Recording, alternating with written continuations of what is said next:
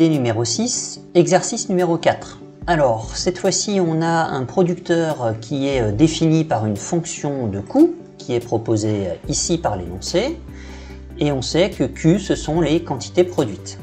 P, ce sera le prix de vente du produit qui est déterminé sur un marché de concurrence pure et parfaite, donc on sera price taker. Première question nous demande de savoir si on est dans une situation de court terme ou de long terme. Donc on va essayer d'analyser cette fonction de coût pour voir de quel terme elle relève. On cherchera ensuite les seuils de rentabilité et de fermeture. On déterminera la fonction d'offre. Et enfin, dans les questions 4 et 5, on s'interrogera sur l'impact de l'État sur cette activité. Ici, l'État décidera de prélever un impôt sur le producteur et on envisagera plusieurs situations. Ici, on a envisagé une situation forfaitaire dans un premier temps et puis ensuite une taxe proportionnelle dans un deuxième temps. Et on essaiera de voir un petit peu quelles sont les conséquences de ces deux modalités de taxation sur le profit de l'entrepreneur. Dans un dernier temps, on verra quelle est la conséquence de cette taxation sur le consommateur, finalement via une imposition sur le producteur. Si cela a des conséquences sur l'activité du producteur, alors eh bien, cela devrait se répercuter éventuellement sur le consommateur. On essaiera de voir ces cas de figure. Première question.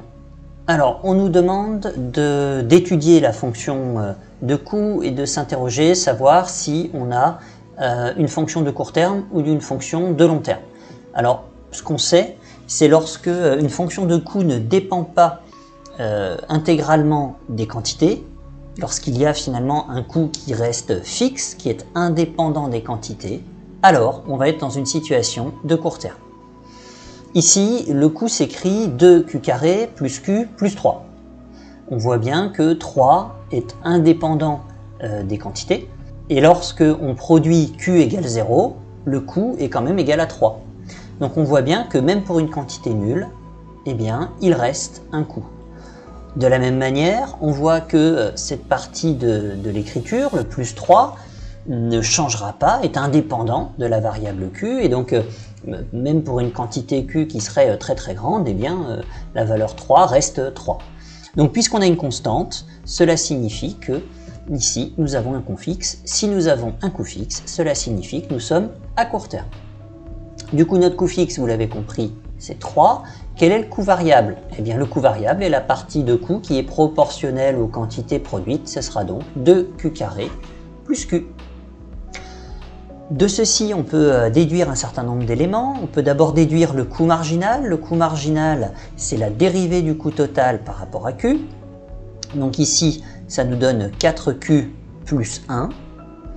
On peut ensuite calculer le coût moyen. Le coût moyen, c'est le coût total divisé par Q. Donc ici, ça nous donne 2Q plus 1 plus 3 divisé par Q. Et enfin, on peut identifier un coût variable moyen. Le coût variable moyen est égal au coût variable divisé par Q. On a dit tout à l'heure que le coût variable était ici égal à 2Q carré plus Q, qu'on divise par Q. Cela donne donc 2Q plus 1. Alors pourquoi être allé chercher ces trois valeurs-là? Tout simplement parce qu'on va en avoir besoin pour déterminer le seuil de rentabilité et le seuil de fermeture. Alors pour déterminer le seuil de rentabilité, deux méthodologies possibles. La première, on sait qu'à ce point-là, le coût marginal est égal au coût moyen. Donc on peut partir en égalisant ces deux résultats. Deuxième hypothèse, on sait qu'au seuil de rentabilité, le coût moyen est à son minimum. Donc on peut aussi chercher le minimum du coût moyen. Ici, je pars de la première possibilité, première méthode. Je vais écrire le coût marginal qui est égal au coût moyen. Les écritures mathématiques, on les a identifiées dans la question précédente. On obtient donc l'égalité suivante. Et ce qu'il faut faire maintenant, c'est isoler Q. Alors cette écriture se simplifie. Donc ici, j'ai simplifié de part et d'autre de mon signe égal par plus 1. J'obtiens donc cette écriture-là. Ici, j'enlève 2Q, donc j'enlève également 2Q à gauche. J'obtiens donc cette écriture-là. Je multiplie donc les Q pour obtenir un Q carré et je divise ici par 2, ce qui me permet d'obtenir Q carré est égal à 3 demi. Et donc, Q est égal à la racine carrée de 3 demi, ce qui fait environ 1,22. Au seuil de rentabilité, je sais que le prix est égal au coût marginal, donc ça va nous permettre de déterminer le prix correspondant à cette quantité. Au seuil de rentabilité, le prix est égal au coût marginal. Donc ici, je peux écrire que le prix est égal à 4Q plus 1. 4Q plus 1, c'est l'écriture du coût marginal qu'on a déterminé un peu plus haut. Sauf que maintenant, je connais Q. Q, c'est la quantité d'équilibre. Donc ici, je remplace Q par sa valeur et j'obtiens que le prix pour une quantité de 1,22 est d'environ 5,88. Le seuil de fermeture est atteint lorsque le coût marginal est égal au coût variable moyen. Première possibilité en termes de méthodologie, ou alors deuxième possibilité, il est atteint pour le minimum du coût variable moyen. Donc ici, je choisis la première méthode, puisque j'ai déjà calculé mon coût variable moyen, je vais l'utiliser. Donc ici, le coût marginal est égal au coût variable moyen, le coût marginal est toujours égal à 4Q plus 1, et le coût variable moyen est égal à 2Q plus 1, nous l'avons calculé au début de l'exercice.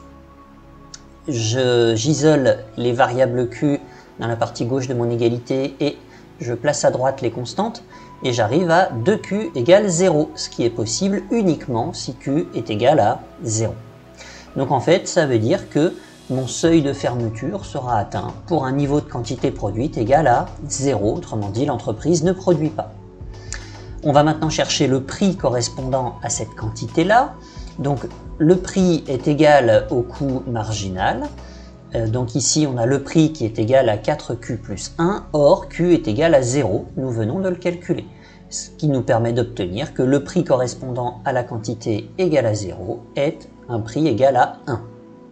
On peut donc maintenant écrire le profit de notre entrepreneur et surtout déduire de cela la fonction d'offre. Alors, on a vu qu'il y avait des contraintes sur les prix, on vient de les identifier puisqu'on vient de voir que lorsque le prix est inférieur à 1, l'entrepreneur ne produit pas. On est en deçà du seuil de fermeture. Maintenant, ce qu'il nous faut déterminer, c'est la quantité qui sera produite. Or, on sait que la fonction d'offre, c'est la partie croissante du coût marginal. Partie croissante située au-dessus du coût moyen. On va donc chercher notre offre en écrivant que le prix est égal au coût marginal. Le coût marginal n'a pas changé, il est égal à 4Q plus 1, j'isole Q et j'obtiens donc Q est égal à P-1 sur 4.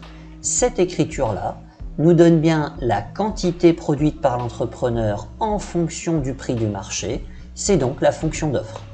Cette fonction d'offre, pour tenir compte de la contrainte sur le seuil de fermeture, s'écrit donc de la manière suivante. Si le prix est inférieur à 1, alors l'entreprise ne produit pas et Q est égal à 0. Si le prix est supérieur à 1, alors la quantité produite par l'entrepreneur sera P-1 sur 4. Dans la question 4, on s'interroge sur l'impact d'une taxation sur l'activité de l'entrepreneur. Alors, l'impact de la taxation va être différent selon la modalité de taxation. Il y a deux modalités possibles à ce stade dans l'exercice. D'une part, une taxe forfaitaire. Donc, pour pouvoir produire, vous commencez par payer une taxe forfaitaire et ensuite vous choisissez la quantité que vous produisez. Deuxième hypothèse, on vous met une taxe qui elle est proportionnelle aux quantités que vous allez produire. On va étudier la première possibilité, donc la taxe forfaitaire. On va réécrire la fonction de coût. Donc ici, qu'est-ce qu'on reconnaît? On reconnaît la fonction de coût telle qu'elle nous était donnée dans notre énoncé. Et puis on rajoute la taxe forfaitaire qui va être payée par l'entrepreneur. Alors, est-ce que ça change quelque chose pour notre entrepreneur? On voit que ici, on a une constante. Comme on a une constante, cela signifie que lorsqu'on va calculer le coût moyen, eh bien la constante sera intégrée dans le calcul du coût moyen. Donc ça va modifier le seuil de rentabilité. Cette constante, par contre, va disparaître dans le processus de dérivation. Et donc lorsqu'on va calculer le coût marginal de cette fonction, eh bien on va retomber sur les données de l'exercice précédent. En termes d'écriture mathématique, donc le coût moyen va être égal à l'écriture du coût total divisé par Q. Donc ici, on va bien voir apparaître le paramètre T0 dans notre coût moyen. Et donc, le coût moyen est modifié par la taxe forfaitaire. Par contre, le coût marginal, lui, est la dérivée de cette écriture. T0 étant une constante, il disparaît dans le processus de la dérivation. Et donc, on va ici avoir un coût marginal qui n'a pas changé par rapport à ce qu'on a déjà traité dans l'exercice. Dans le cas d'une situation de taxe forfaitaire, on a vu que le coût marginal n'était pas modifié et que donc, par conséquent, la fonction d'offre du producteur n'est pas modifiée non plus. L'équilibre sur le marché n'est donc pas modifié ni en quantité ni en prix. Est-ce que cela va avoir un impact sur le profit de notre entrepreneur? C'est ce qu'on va observer en cherchant à écrire le profit. Donc le profit est égal à la recette totale moins le coût total. La recette totale, c'est le prix multiplié par les quantités. Et le coût total nous est donné par cette écriture-ci qui nous était fournie par l'énoncé. On est ici dans une écriture du profit dans la situation sans taxe. Si on passe maintenant à l'écriture du profit avec une taxe forfaitaire, la recette totale n'a pas changé. Par contre, l'écriture du coût total a changé puisque cela fait apparaître maintenant la taxe T0.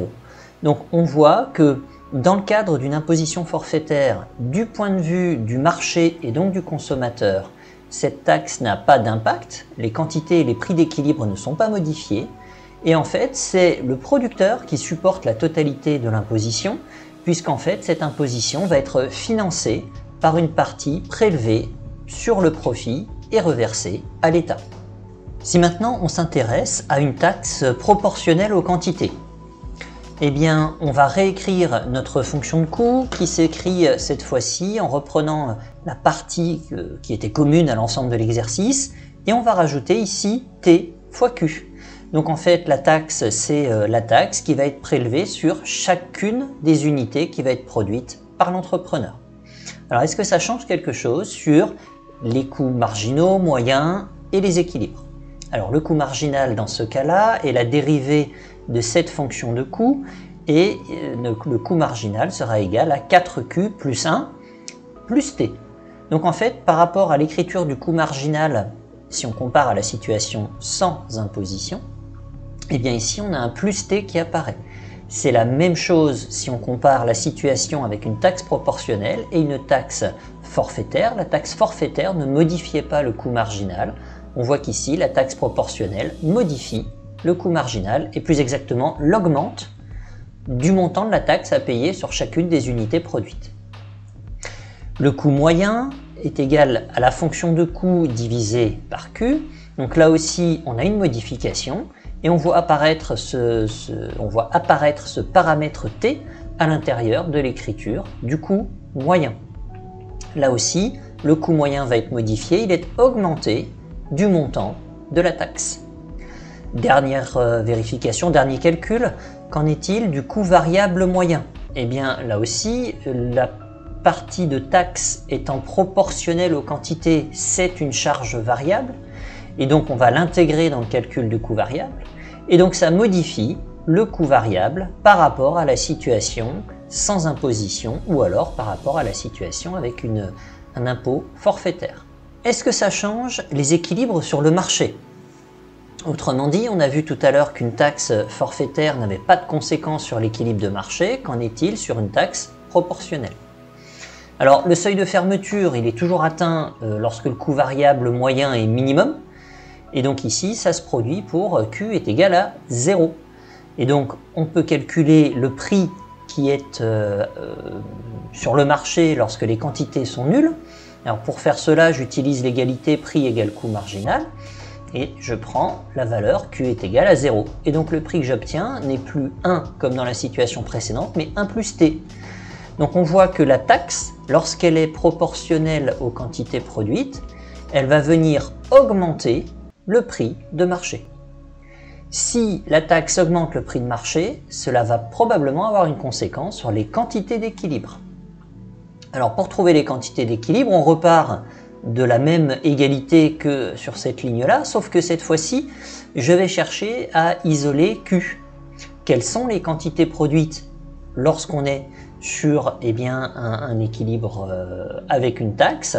Eh bien, on isole Q.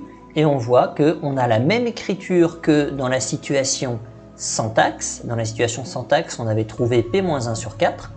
Et ici, on a P-1 moins T sur 4. Donc on a bien ce paramètre T qui va venir réduire les quantités à l'optimum et augmenter le prix à l'optimum. Donc en fait, à l'équilibre de marché, une conséquence directe d'une taxe proportionnelle aux quantités, c'est l'augmentation du coût, donc l'augmentation du prix, et donc la diminution des quantités vendues sur le marché. Alors conclusion sur cette étude, que se passe-t-il si cette taxe concerne non pas un producteur, mais l'ensemble des producteurs? Eh bien, on va vraiment avoir cette fois-ci une répercussion de l'impact de la taxe sur le marché, comme on l'a déjà évoqué dans l'analyse de la question 4. Alors la différence, c'est que si la taxe était sectorielle par exemple, ou ne s'appliquait que à certains producteurs, eh bien on aurait un équilibre entre les producteurs qui seraient rompus et on aurait éventuellement un équilibre entre les secteurs qui seraient rompus, donc une modification des prix relatifs, donc une modification des comportements des consommateurs. Si jamais c'est l'ensemble des producteurs d'un marché qui doivent payer une taxe proportionnelle, alors à ce moment-là, c'est l'ensemble de l'offre sur le marché qui va évoluer et qui va évoluer avec une diminution, on l'a évoqué, et le prix, lui, va augmenter. Est-ce que les consommateurs sont touchés dans ce cadre-là? Eh bien oui, puisque finalement, il va y avoir une taxe qui aura pour conséquence une hausse des prix, et donc finalement, c'est le consommateur qui va financer la taxe, et plus le producteur. Et cela va également amener un rationnement de la demande, c'est-à-dire qu'en fait, toute la demande ne pourra pas être satisfaite, et donc on va avoir des équilibres dans lesquels les niveaux de consommation, donc les niveaux d'utilité des consommateurs, seront moindres.